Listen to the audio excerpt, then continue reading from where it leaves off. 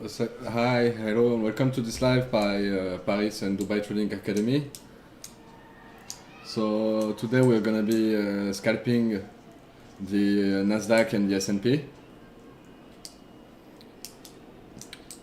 So yeah, that's what we're gonna do today. So also today I'm gonna talk a bit about the economic context as well as the inflation and everything that's going. That's every topic that we can talk about in the economy. So if we look at the market today, is European or Asian, and both went up quite a lot. You can see it. Wait, it's there. That we don't care. You can see it there. You can see we have CAC 40 at CAC 40 at plus 85%, FTSE at plus 40, DAX plus 80, Nikkei closed at 150, Hang Seng 260, so that's like quite a big move upward. Euro stocks is at plus 0.90%, plus 90 basis points. So Europe has been pretty high. As well, if we look at steel, we can see that short-term interest rate have been short-term interest rate yield have been higher, while all the bonds one have been declining. So this is showing us that so that would be like mostly to say it bullish signal. Otherwise, yesterday we had a pretty big day with the CPI that was like a pretty big increase. That was like a positive, higher than expected. That was lower than expected, which was like more, how to say it, bullish signal. And here we have the open. We can see like it's a big of a mess on Nasdaq and S&P. So far we're gonna like just let it stabilize a bit. Also on economic news, we had today we had the Chinese export that have been 12% that have had a 12% decreased. As always, Atas is bugging when I'm on live. Nice.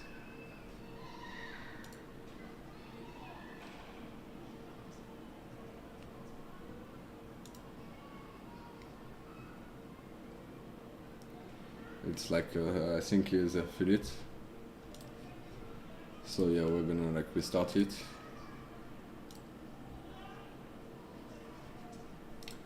And in the meantime, let's say we can see that the English GDP has decreased less than what expected, but it's still at decrease. You can see it here. We were expecting 3%. It's been 0.1.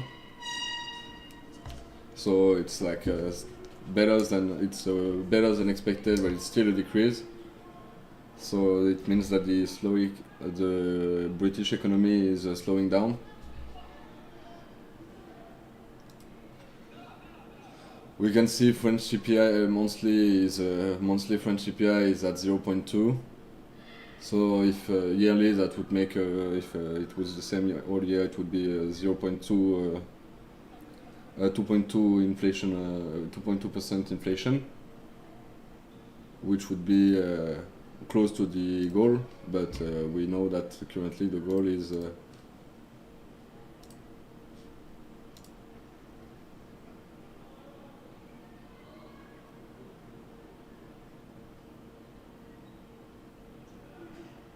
so yeah, why the Flucatas is doing that. That also, if we look yesterday, we had the Fed beige book, where basically what they said, like the beige book is the Fed outlook on economic policy. So what they said was that the economic activity was having a slight increase. The labor market also improved, and the price was slowing their precedent increase. So that would be like quite a good. So that's actually quite a good thing, considering today we have like high inflation, and that's why the Fed is increasing their interest rate. which would be like quite how to say it, which is like why the inflation is slowly decreasing, either in the US and as well in Europe, because the central bank are slowing their are like having like a hawkish policies in order to force the decrease of the inflation. Still not working. Okay, so now it's working. Okay, so we see at the open we're going up. So that was basically what I expected. I had a scenario that I would buy it here and go somewhere over here. But since it was the open, I let the market like stabilize to figure out which move, like in which direction it was moving. We can see also on the S&P and also on the Nasdaq, even though it's still. Even on the Nasdaq as well, we can see normally, if I'm not mistaken, we have a pretty big seller somewhere around here, but it doesn't appear here for now because it's too far from the current price for us for it to show it to us, because otherwise, like it takes too much memory. So now we're looking, yeah. So we see the market is clearly and it's correcting on the S&P, not yet on the Nasdaq.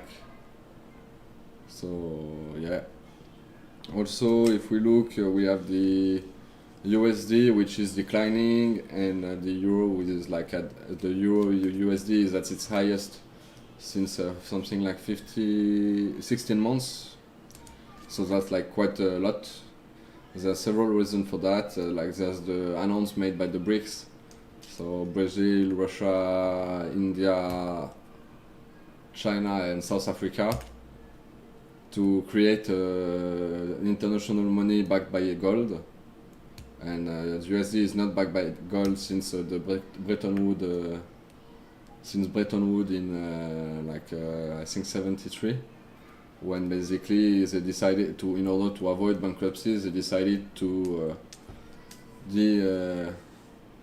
remove the US, like the dollar backing by gold. Because basically people were doing arbitrage between the price of gold and the US dollar, because gold was actually more expensive than what was the backing of the US dollar. So basically what they would do is that they would buy US dollar, convert them to gold, and then transfer, like, and then change sell this gold and use the money to buy more dollar, convert them to gold, then sell the gold, and they would make like a seemingly riskless profit. And that almost bankrupted the US in the 70s, and in order to avoid that, they decided to decorrelate the gold and the dollar. Since then, so the consequence of that is that they've been able to print as many dollars as they want without any limitation, and hence destroying the strength of the dollar as an international trading currency, because since it was not correlated to gold, basically the US would have all the power, and that would be a bad thing for international trade. This is also why they are not exporting their petrol but buying it, because for them it's free. Like they have the money print, like they can print basically the money they use to buy gold, to buy oil. So oil is mostly free for them.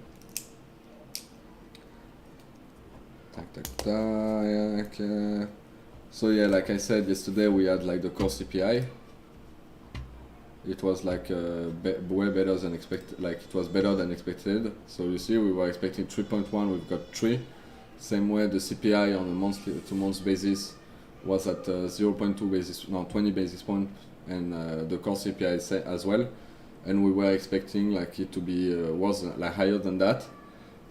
The target for both is somewhere around 2%. So that means that we are not still at the at the Fed's at the central bank goal, which is a sign that basically they're gonna continue to hike their interest rate.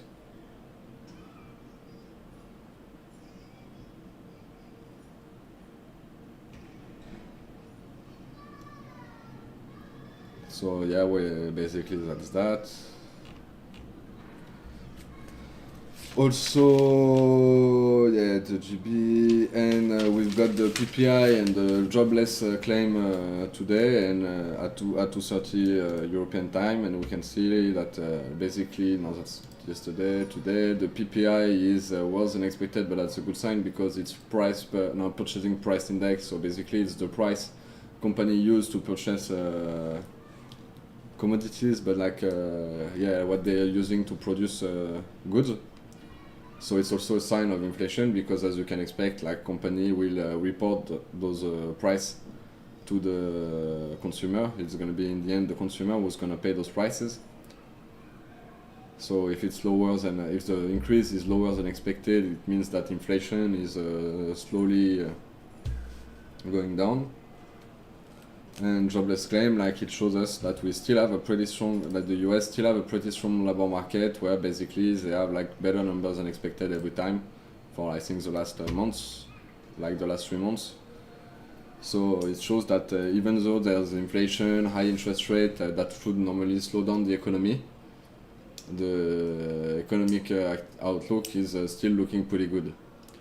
So now the question that basically every analyst is asking themselves is, will the US and the central bank, like and the Fed, will manage to have a soft landing on this inflation kind of crisis? And what by that they mean like, will they be able to solve the inflation without causing a recession and a market crash? They are not that like they are highly. They hope to do that, but historically it has never happened before. We can see we have one seller here pretty strong. Yeah, looking at that. Another one like kind of everywhere, and 43. We should soon see one. I think is going to be here.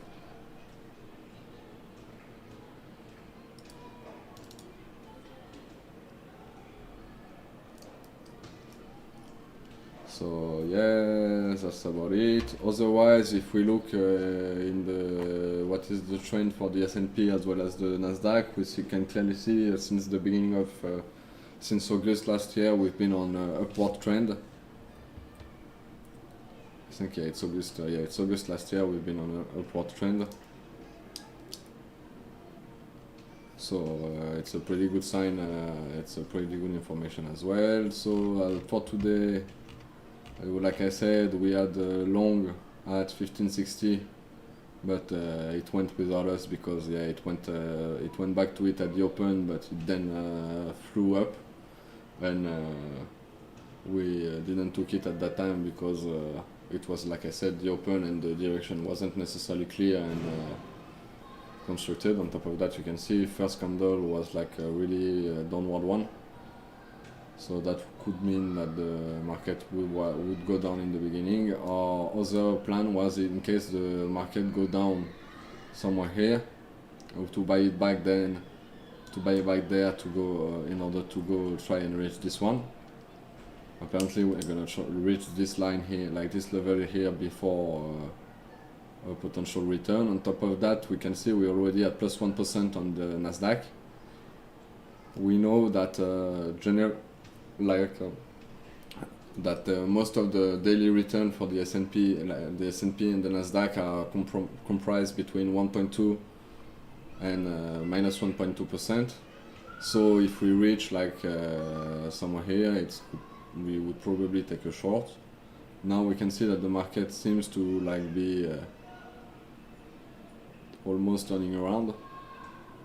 We're like still on the way down, but we're still like but only in like a very short-term orientation, so we would rather take it like later. Salut Priscilla. Hello Priscilla. Yeah, today is Thursday, so Thursday are live in English, Friday live in French. Not tomorrow because tomorrow is a French national holiday. So we are not gonna. I'm not gonna be working tomorrow because, like I said, it's a national holiday, and I don't work on national holiday. Even though US market will be open, I have other plan for my day. Also, since I'm here, let's talk about there's some news about Paris Academy. We're actually moving from our office to a new bigger office, still in La Défense area, and actually on the other side of the Les Quatre Temps, which is a big shopping mall, and on the other side of the Esplanade of La Défense. And so we will have this new office open once the construction work we need to do inside are gonna be over.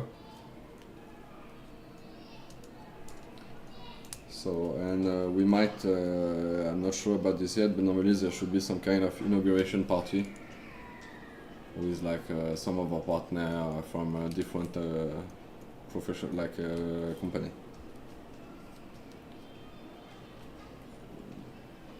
So yeah, we can see we have some pretty big sellers on the S&P, on the Nasdaq they're more spread out. But yeah, we don't see the big one I saw earlier. I think it was somewhere higher, so we're gonna see. We said anyway, we're not gonna take any trade before the market settles. Probably if we reach this level, we might take another short around there. But otherwise, today we mostly want to work in with long trade. It's still not necessarily definitive. We are still gonna take observe the market and try to see what's happening, because if the market wanna continue to go up, it should go up. We're not gonna short the market going up, because this is the best way to actually lose money, to short a market going up or to buy a market going down.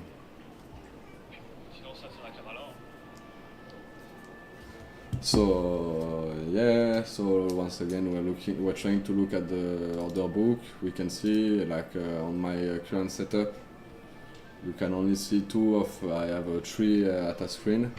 I have my main one with here where I have the S&P in 1 minute, 5 minutes, and the order book, and the same for the Nasdaq.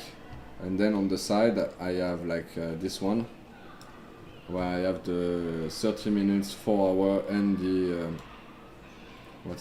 and the smart tape which show me all the market, the order that arrive in the market as market order. And I have the same thing for the Nasdaq, where I can see, I said, every order that comes in the market, as well as their proportion. Is it mostly buy order, sell order, and which trends. When we look at the smart tape now on the S&P, we can see some pretty big order block that are quite hidden. We can see at the big, I'm gonna show it to you so you can see. Here we have at 18, we have at 48, we have one big buyer here, another one here. So no big sell order that would match those amounts. So like I said, we're still waiting to see where the market stabilize and everything, because on top of that we had previously a pretty high raise since the beginning of the week. We had basically we started the week at 15 more or less at 15,100 points, and we're now at we had a 500 points increase since the beginning of the week. So we're still we have a pretty high we had a pretty high increase, so we might we're still expecting a market correction pretty soon, either today or in the following either today or soon.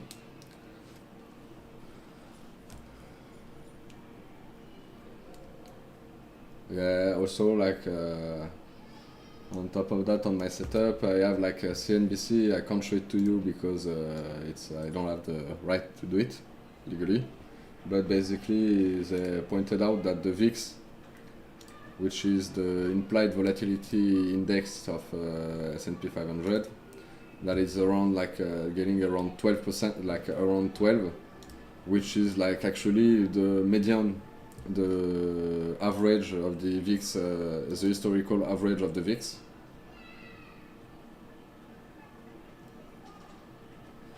Because basically the VIX is mean reverting, so it means it's returning to its mean, and its mean is between 12 and 13. So while as long as the VIX is in this area, we can expect it to we can expect the market to continue being evolving normally. But the VIX, like if the VIX would increase mostly in case of big like it would spike during during crisis basically. And when hence, because the VIX is basically calculated using inverting Black-Scholes formula. So Black-Scholes formula is a formula that allows that gives you the price of an option, the fair price of an option, using different factors like the strike, the strike of the option, the price of the underlying, the risk-free rate, the time to maturity, as well as the volatility. Since we've got basically all four information, all five we've got the price, we know the price of the option, the strike and the strike, the spot, the risk-free rate, as well as the time. We can estimate we can make an estimation of the volatility for the S&P, the implied volatility, like the volatility implied by the price of the option, and this is how they calculate the VIX. Historically, the implied volatility has been higher than historical volatility, except in time of crisis. Also, and so that's why there's a lot of people that believe that selling option is the best way to make money with option, because since the volatility is a very important factor in the price of an option, if the implied volatility is superior to the historic volatility, it means that the options are overpriced, and since the price including the risk, selling options should be normally the best way to make money consistently selling with option. The risk with that is that when you sell option, your gain is limited, but your potential, your loss, is unlimited. Hence, it's really important to have a very good understanding of option and option strategy, as well as hedging, to be able to sell option, because otherwise you're gonna win small amount of money every time, but once every few time you're gonna have you're gonna lose a lot of money with that if you don't if you sell naked options. So therefore it's always important to have a good hedging strategy when you're selling option, when you're trading with option, to understand and to be able to have a good hedging strategy, because otherwise you're taking huge risk for potentially smaller reward, and we know that that's not the proper way. That's not how you gain money with trading. You gain money with trading when you're able to do to take small risk and have big reward. And that's the goal of basically every trader or every market participant, to have the best reward for the lowest risk.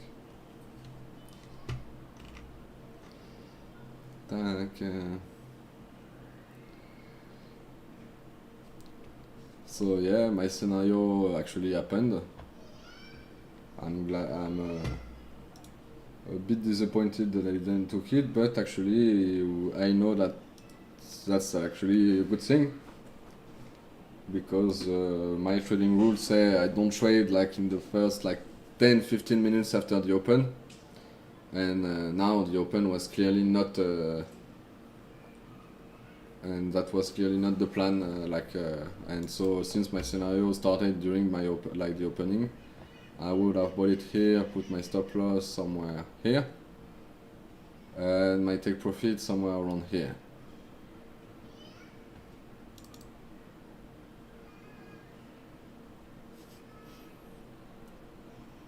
So yeah, so far we're gonna wait until the upward move is finished and try to take the return. So far it's clearly still on. The move is clearly still continuing. If you look, we are like clearly inside the, yes, as I said that, it shows a sign of weakening. Also, while we're here, let me show you a beautiful like double top, because I've had this discussion with several of my students, and they and I've had trouble finding them like proper like double top. Well, here you have a really nice one. And this, if you look, we can see the neckline here, the pullback there, and then it went all the way down. So that was actually a pretty good double top. So that was like a pretty good double top. So you could either sell here and try to focus and be watching the price somewhere around here. Otherwise, you could play like the breakout of this support, play and buy on the pullback that happened like in the next 2 minutes somewhere here, and then take all this downside and probably exit somewhere here when the market started to slow down, because you already had made like a big enough amount of money.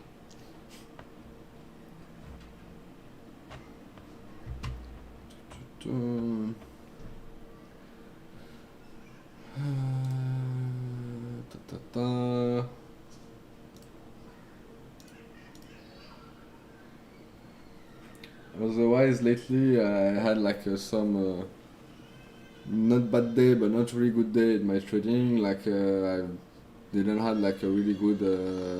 I didn't have like a losing day. But I had like a day where I didn't win a lot of money, because I had actually some trade loss in like losing trade, and my winning trade were good enough to compensate for those loss, but not enough to have like a really good trading day. Like if I show you here, we can see I had like for example, this one I only had one trade, but like those 2 days I had like basically I did a lot of trade, and I only got like a small amount. So I can't say I'm really happy with my trading lately. It's not like dramatic, it's not really bad, but it's not as good as I would want it to be. So it seems that the market is starting to stabilize, or actually kind of going to start to come back down. As we can see here, it's like you see it went up, it rebounded around this price, which is TAC 21. If we go back here, it rebounded here. Yeah, here it went here, and then it started to come back, and it's now actually at the bottom of the and now it's breaking out. It's probably breaking out to go down. Let me say that. So that is going up.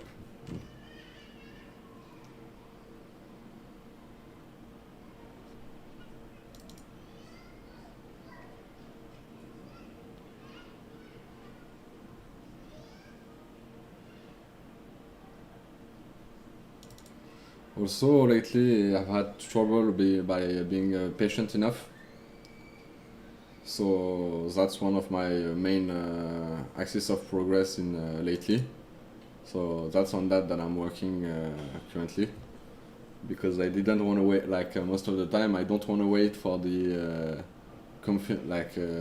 for my confirmation, because I've missed several market move, and I've been pretty upset by it. Therefore, I did the opposite the other time, the other time, and it showed me that. And so since I haven't been waiting for the confirmation of my moves, most of the I had like I said, showed you a bit of losing trade that slowly but took parts of my PNL, which was pretty annoying for me, as you can expect. So like I said, now I'm being patient, cautious, and waiting for confirmation before I enter a trade. because that's what people that's what's important in trading, is to be patient and cautious. So yeah, like like I said, you see, I said the market was turning down and now it's going back up. You can see the also, that's why it's important to be patient, because like I said, everybody is wrong, like sometimes is wrong. That's what basically every trading person should teach you, because like people online will say to you they have like 90% let's say 90% trading success, the 100 my new 100% trading strategy and stuff, but while those people are lying to try and sell you formation, to try and get you to unback with their broker who is paying them to send customer this way, so they can like make money. They also increase the spread, and then afterward give some of the spread to person like that are like sending the customer to them. Like we actually have some brokers that come to us with those type of proposal, but we systematically turn them down, because this is for us, this is like stealing money from either or like a student, or and that's not and that would be dishonest, and that's not who we are. But like if you looked at Hassan phone, like the Paris Academy phone,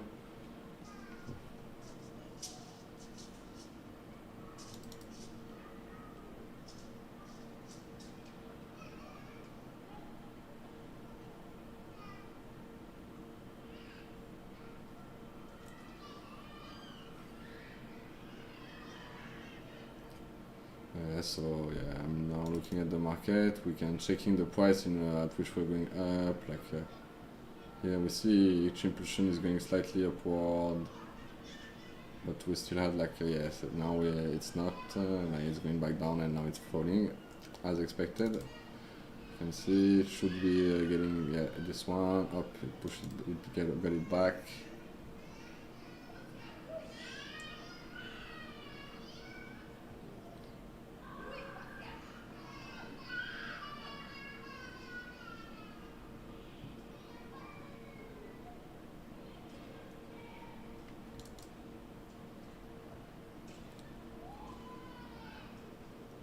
So now the market is turning around, so that's quite a good sign.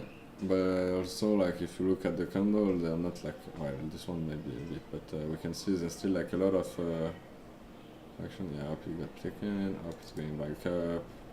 So you see like candle that are like that have small body and big wick are not necessarily what interests us, because it means that the market is uncertain in its direction and the way it's moving. So we're not necessarily it's not something we will like to trade.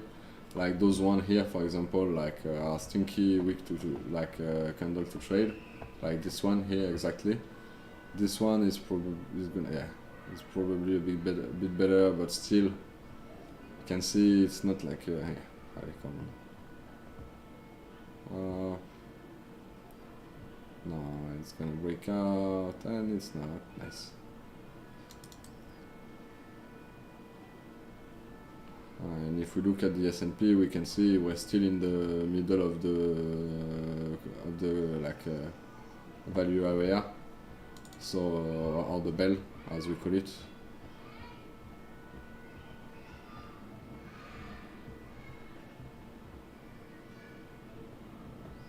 So yeah, we're not necessarily, it's not really a market that we like so far. So back, we are basically waiting.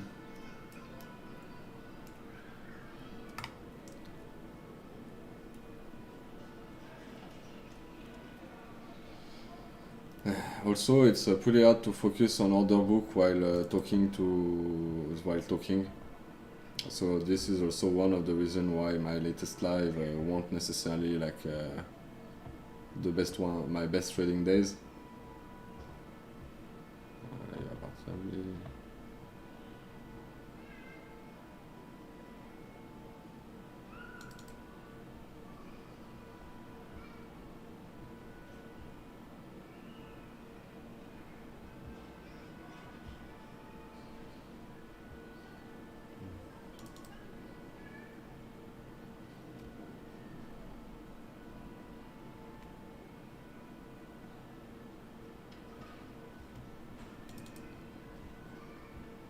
So yeah, if you look at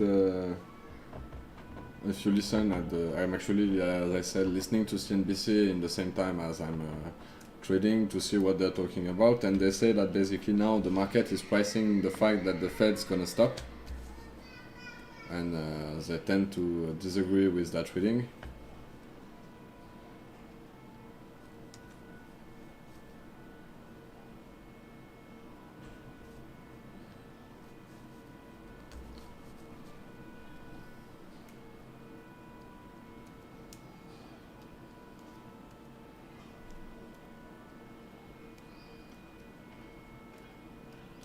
So yeah, now the market's going down. We wait, we need to see how it's behaving at 15,560 because this was our original trade. So as we said, we wanted to be patient, not take it the first time. So we're gonna need to see how we're like behaving around this level. See if we're like rebounding or if not. If we are, we might, if we're breaking 160, 560, 15,560, we would probably like not buy it and wait. But at the opposite, if we bounce back, yeah, okay.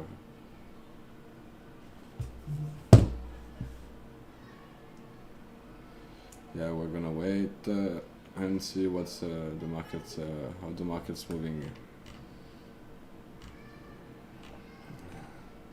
And it might seem like the market is not going down, but if you look at a longer time frame, we can see that we are still in the same upward trend, actually, since this morning. And so it's not necessarily like a sign that we should short it. Like we were pretty high inside the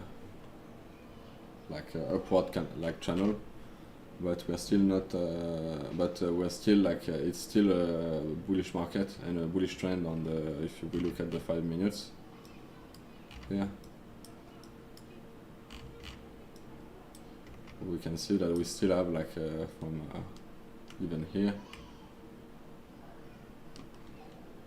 We're still going up, like we still have like a mini trend line that shows us that we are still like going up.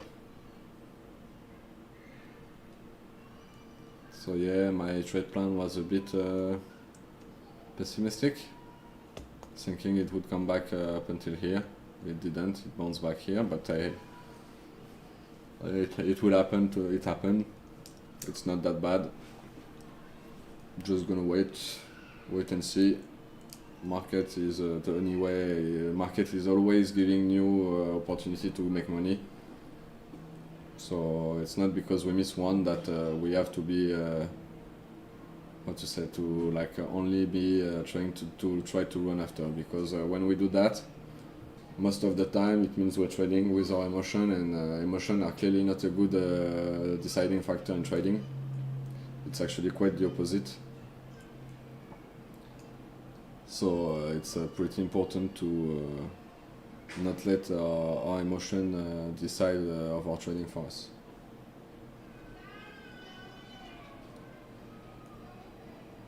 So yeah, we've been live for 40 minutes. We can see that still the market seems to be wanting to go up, and to consider that once the July hike by the Fed is finished, they will most likely either pause or start to go back the other way. If we look at the investing or the CME, like where is it? Tools, Fed rate monitor, we can see once it's gonna load.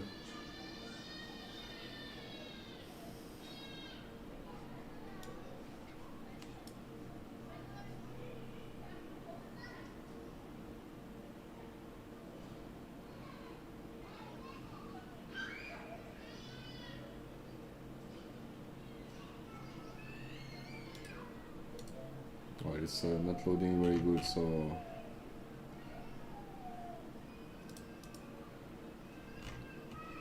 if we look at the Fed barometer, we can see that for July, 94% of investors think they're gonna rake height, but for September, 80% of investors think they're gonna pause their hike, and same about September, November, and December as well. So let's just say the investors are so far pretty optimistic that this is the end of the hiking cycle of the Fed.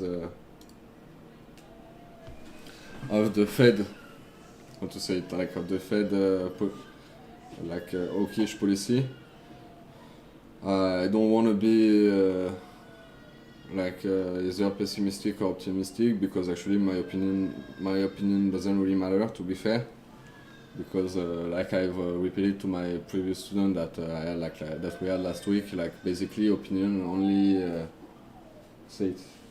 is only committing for the person listening to it. That's why also if you look on news and if you look at news and at analysis online, they're very often wrong, and there are several reasons for that. But one of the main reasons is that basically there's a conflict of interest. People sometimes often are wrong. Life is not as giving an opinion. The only person that don't make mistakes are the person that don't say anything or don't take any risk. And we know that and giving an opinion on market situation or market sentiment is there's always a high probability of being wrong. So that's why you should not. I don't say that they're always wrong, but that you should always double check, compare, verify, and make your own analysis on what you're reading online, especially investing news. But that works for most of the news in general. If you look at only one news channel or news, read only one newspaper, or only look at the news with only your own opinions, you're gonna have a biased vision of the subject, because you will only see you will have several bias, but the most important one would be a confirmation bias. And either in investing or in life, confirmation bias is the best way to just be wrong. So we are still waiting to see, is it giving us something or is it not? It doesn't necessarily seem like it's gonna give us something, not in the immediate, not soon anyway. And we only have 15 minutes left of the live, because afterward I have meeting with one of our I have a call with one of our online students. So yeah, we're gonna wait those 15 minutes and see if the market gives us something that we want to take, and if not, then we are just gonna wait and then end the stream without taking a trade. Still better than taking a bad one. And so far, yeah, I would have had probably a bad one if I took them, so I'm glad I didn't. And so that's why also it's important to be patient and to wait to have the confirmation of your analysis before entering trade, because if you don't, you're gonna end up backward, you're gonna end up losing money, and I don't make money than losing it. We can see we're still on our upward trend. We still have some margin, we're still going up slowly but surely, so we're not, we're still basically waiting, because thanks FR Red. Really, I agree with you. It's amazing live trading, especially when I don't trade. But yeah, I try to do my best. Like I say, my trading is as I can, as it can be.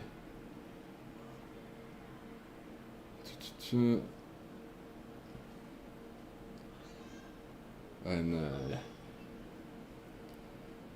And now it's going back up. So like most of, like we say, mostly that's what you don't see online when you look at YouTube videos or stuff like that. It's that basically most of trading is actually just looking at the market, trying to analyze it, understand it, and then decide what you want to do with it.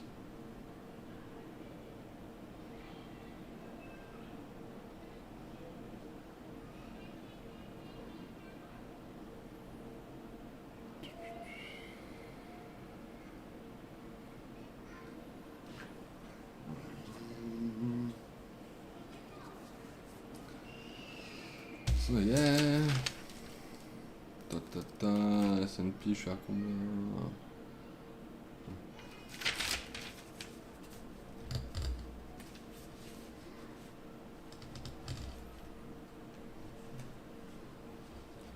It's 400 ATP. Let's see. I don't really know if I can because it's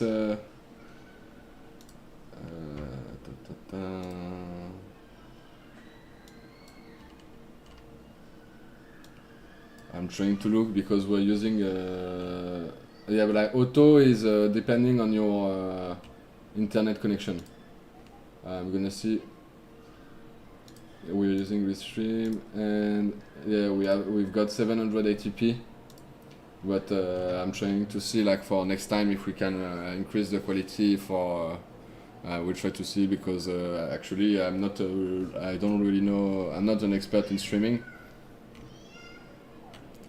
So I don't really know. Maybe like that.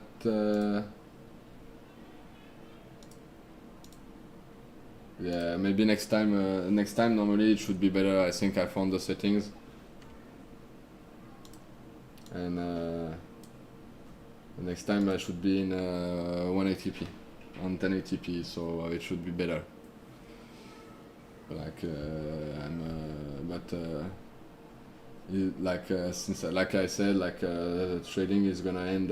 My life is gonna end pretty soon without taking a trade because if the market doesn't want to give it to me, I'm not gonna force it.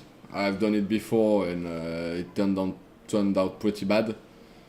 So I'm not gonna do it because it's better not to take trade that stinks. Yeah, it's like you've got in option, you've got 720p, and next time it should be like in 1080. Like it was a problem on my side of my backend side, and normally next time it should be better. Like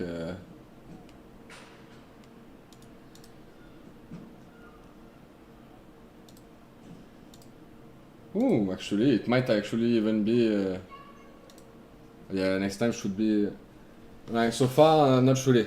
I didn't today because the open was. I wasn't like the open. The move I wanted to make was not there at the happened just at the open, and actually I'm waiting to see if the market's coming back to give it to me. And so far it seems to slowly be coming back. So I don't want to force it. Because lately I've been forcing it in live because I wanted to absolutely to enter in trade, to enter in live in trade during the live, and mostly I've ended up losing money, and so that had pissed me off more than just like talking for 1 hour continuously. So yeah, like I said, basically we want to wait, see what happened, if we're coming back around those price and what happened around there, and if we are going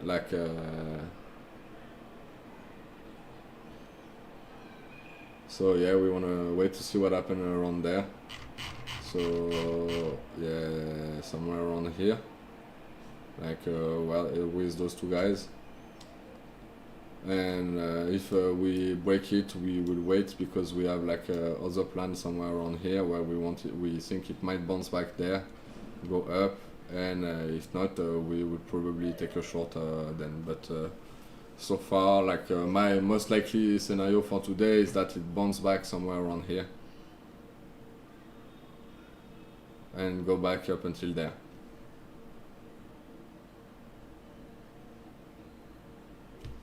Basically, that's my daily plan, my plan for the day. Also, if we look at the S&P, we can see that basically we're bouncing back, like we're coming back, so we might end up going to catch me. Let's see, like we're coming slowly, but yeah, it's coming. So we might actually enter a trade pretty soon. But it's not necessarily, it's not a certainty because, like I say, I have a call to make at 4:45, 4:40. So we'll have to end the live before. And if I make a call, I'm not having I'm not taking position while I'm having a call with one student because I then wouldn't be focused on what we need to see with the student. And yeah, I'd rather just spend the day talking about monetary policy. Yeah, sorry about that. About monetary policy and what's happening, how the economy is going. Well, because to prepare for this live, I've actually read the Beige Book and the monthly report by OPEP, which both of them are pretty painful PDF documents.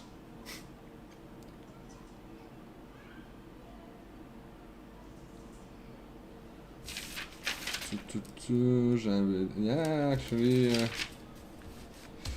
And yeah, also I need to be being focused on both markets at the same time. It's pretty annoying and pretty difficult because, for example, I could have had one trade coming on the S&P that I had planned, but that I would have missed.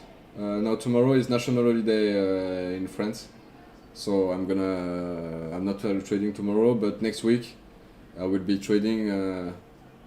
Next week I'm trading live, and the week after, basically every Thursday, except every Thursday I'm trading in English for Dubai Trading Academy and live, and on Friday in English, and on Friday I'm trading for I'm doing a live trading in French. They always live always start at 15:30, but I start the live 15 minutes before, so to let people the time to come.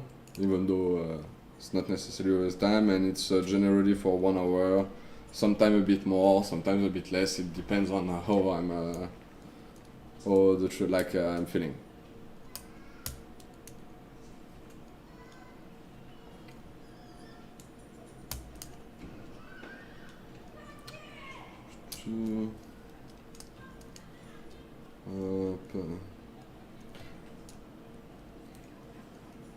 So yeah.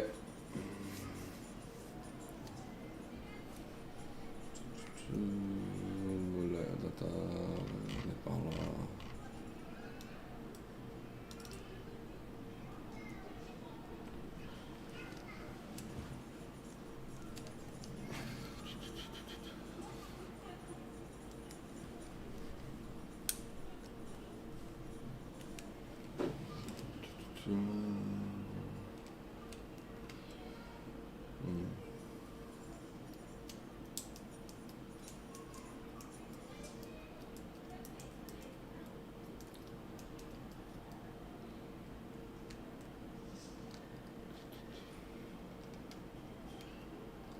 So we can also see if we look at the market that there's currently a pretty strong battle between buyers and sellers, where the sellers are trying to warning, like it should soon end up, but well, we can see here, this is like the market is way too balanced, with buyer and sellers not really really one taking over the other. I'm saying that to force it to move, feel it, and therefore like it's not like a really good time, like it's not the trading we like. We want a clear, straight, direct, like a clear directional move, not like balanced, like up and down. It's not necessarily like it's not really what we want. We want like a clear directional move. So yeah, I think I'm gonna end the stream. I think I'm gonna end the stream now. See you like next week if you are an English speaker. Tomorrow if you want to catch me trading in French. Normally at one point I will. It should be better. Like I should enter the market then. Thank you for everyone that was there and that listened to me speak about monetary policy and economic outlook. And see you tomorrow and next week.